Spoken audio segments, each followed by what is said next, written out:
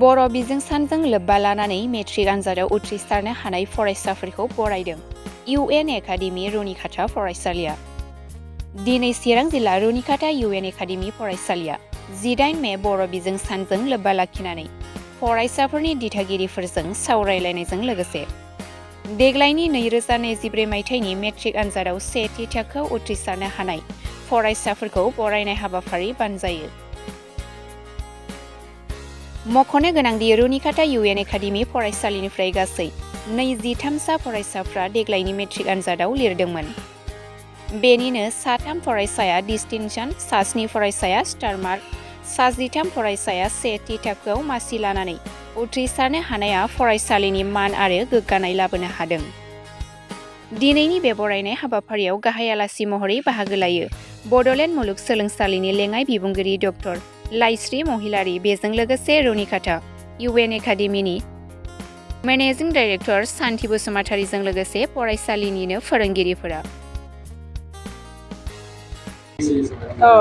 दिनै थारैनो जोबोद मोनसे जारिमिनारि सान। दिनै जों बयबो मिथिखायो दिनै 18 मे बर' बिजों सान, जाय सानखौ जोङो 1963 मायथाइनिफ्राय लानानै दिनैसिम गुदि फरायसालियाव बर'खौ बर' बिजों महरै माने फरायनायनि बिजों महरै मोननो हाफुंनायनिफ्राय लानानै फालिबोगासिनो दङ। दिनै बे मोनसे बुब्लियाव नैबे रुनिकाटा UN एकाडेमि फरायसालियावहाय मोनसे समायना जारिमिन गायसनदों होननानै बुंनांगोन। मानो होनोब्ला दिनै 18 मे खालि माने बर' बिजों सानखौ बिथा खालामनानै बे बर' बिजोंजों सोलोंथाइ होबोबाय थानाय फरायसालिनिनो गासै 23 फरायसाफोरा फार्स्ट डिभिजन पास जानानै 3 डिस्टिंशन आरो 7 स्टार मार्कस लानानै उथ्रिनो हानाया आरो सासेबो फेल जायैया मोनसे जोबोद जारिमिनारि मोनसे समायना बुब्लि होननानै बुंनांगोन। आरो दिनैनि बे 18 मेनि जा मोनसे थांखि बर' बिजोंजों फरायनाय लिरनाय, बर' बिजोंखौ गोनांथि होनाय, बे दिनै जाफुंसारदों होननानैनो बुंनांगोन। आरो दिनै बे हाबाफारियाव आङो गाहाय आलासि महरै फैनानै जोबोद गोजोननाय मोनदों। आरो बिनि थाखाय आङो गिबियावनो आंनि गोजोननाय, आंनि थेंक्सखौ बावगोन बे फरायसालिनिनो मेनेजिं डाइरेक्टर मेडाम सान्थि बसुमतारीखौ। लोगोसे आङो साबायखर बावदों बे फरायसालिनि प्रिन्सिपाल बिथां प्रदिप कुमार ब्रह्मखौ आरो बे फरायसालिनिनो गुबुन गुबुन गुन गोनां फोरोंगिरि सार मेडाममोनखौबो आं साबायखर गोजोननाय जासिदों। बिथांमोनहा गावसोरनि मेंनाय गैया, बानाय गैया, मोजां जोथोनजों आङो फैनानैनो खबर मोनदों बिथांमोनहा फरायसाफोरजों जेसे हायो एसे फरायनायफोराव बा न'आव थांनानै एसे सोंस्लिउ हैनाय खबर लानायफ्राव जोबोद मुखुबै नांथाबबाय थादों होननाय खोनादों। आरो बे फोरोंगिरि बिथांमोननि नांथाबनाय डेडिकेसननि थाखाय दिनै बे फरायसालियाव आउट अफ 23आबो फार्स्ट डिभिजन आरो डिस्टिंशन स्टार लानानै पास जानो हानाया मोनसे दिनै 18 मे खालि मोनसे जारिमिन सोरजिदों होननानै जोङो बुंनो हायो। आरो लोगोसे जोङो माने बेबायदियैनो जोङो उननि समफोराव जाखांफुनाय फरायफुबाय थानाय 9-10नि फरायसाफ्राबो बे मोनसे बुब्लिनिफ्राय मोनसे थुलुंगानाय, मोनसे मेसेज, मोनसे इन्सपाइरेसनखौ लागोन होननानै बुंनो हायो। माने खोथाया जाहैबाय मेट्रिक पास जाखांनायनि उनावहाय बिथांमोनहा गुबुन गुबुन कलेजाव थांसिगोन। दायो कलेजाव थांनाय लोगो लोगो स्कुलनि आरो कलेजनि थासारिया एसेबाबो आलादा जायो। दा बेवहाय गोदान गोदान लोगोफोर लोगो मोनहैगोन, गोदान गोदान फोरोंगिरि लोगो मोनहैगोन। दा बेवहाय एरियाया माने आवथा, सोलोंनायनि फोरोंनायनि जा आवथा स्कुलनिफ्राय कलेजाव बांहोयो। दा बेवहाय माब्लाबा फेलें जानायनि खार'ना जेनेबा जोंनि फरायसा समाजा, फरायसा बिथांमोनहा माने गावनि लोगो सायख'नाय बिथिङावबो फेलें जानो हागौ। मोनसे बाथ्रायाव दङ जेनेबा मोजां लोगोजों लोगो जायोब्ला मोजां आवगालाङो बा गाज्रि लोगोजों लोगो जायोब्ला गाज्रि जाफायो। बे बिथिंखौ जोंनि आं खावलायो जोंनि दा फरायफुबाय थानाय फरायसाफ्रा नोजोर होथारनांगौ, स्पेसियेलि लोगो सायख'नायाव नोजोर होथारनांगौ। माबायदि लोगो लोगोजों लोगो जायोब्ला आङो जाफुंसारनो हागोन बेखौनो बांसिन टारगेट खालामनांगौ। बेनि अनगायैबो फेलें जानायनि गुबुन माखासे खारन बा जाहोन थानो हागौ, जेनेबा आयदाखौ सायख'नायफोराव जेनेबा गथ'आ मेट्रिक पास जादों, मोजां नाम्बार लानानै पास जादों, खिन्थु बिनि मोनसे जा फरायनायनि इन्टारेस्ट, जा फरायनायनि मोनसे गोसो बा बिनि जा मोनसे डाइरेक्सन थायो, बे डाइरेक्सना जेनेबा गावनि गार्जेन्स एबा बिमा बिफानि आन्दोआव थायोब्ला, बिमा बिफानि लुबैनाय, बिमा बिफानि गथ'खौ लानानै हास्थायनाया आलादा मोनसे माने मा होनो डाइरेक्सनजों थाङोब्ला, अब्ला मा जायो माने मोनसे थासारि सोमजियो।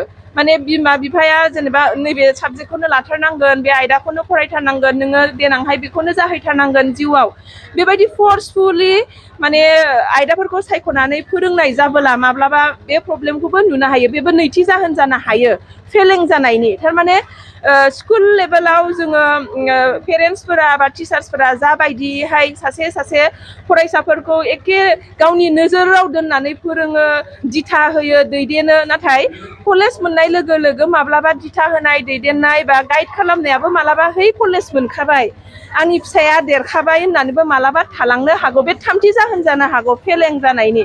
आरो माब्लाबा फेलें जानायनि जाहोना बेबो जानो हागौ माने बैसोनि माखासे थासारि। थारमाने बिसोरो दायो माने मा होनो मेट्रिक पास जाखांनानै कलेज मोननाय लोगो लोगो बिसोरनि पिरियडआ स्टेजेस अफ लाइफ बायदिहाय एडलसेन्स पिरियडआवनो गोलैयो।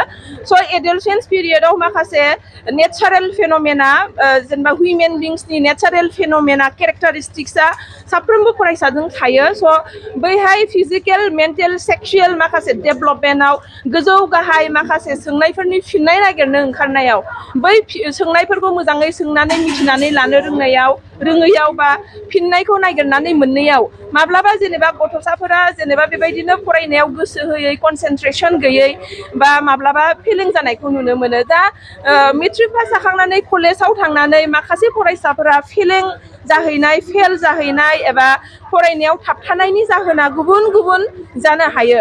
आरो बेवहाय जेनेबा फरायसाफोरनि इन्डिभिजुवेल डिफारेन्सेस, गावगायथिनि फारागथिखौबो जों नोजोर होनो गोनां जायो।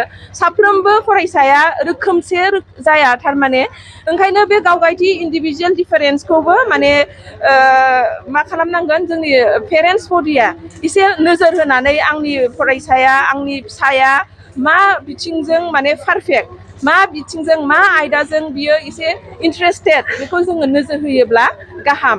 आरो बेबायदिनो मोनब्रै मोनबा गोबां गुबुन जाहोन थानो हागौ। मोनफ्रोमबो जाहोना साफ्रोमबो फरायसानाव गोग्लैयाबो जानो हागौ, नाथाय बबेबा मोनसे जाहोननि थाखाय बेबायदिनो मेट्रिक पास जाखांनानै कलेज फरायनाय लोगो लोगो फरायनायाव थाबथाहैनो हागौ।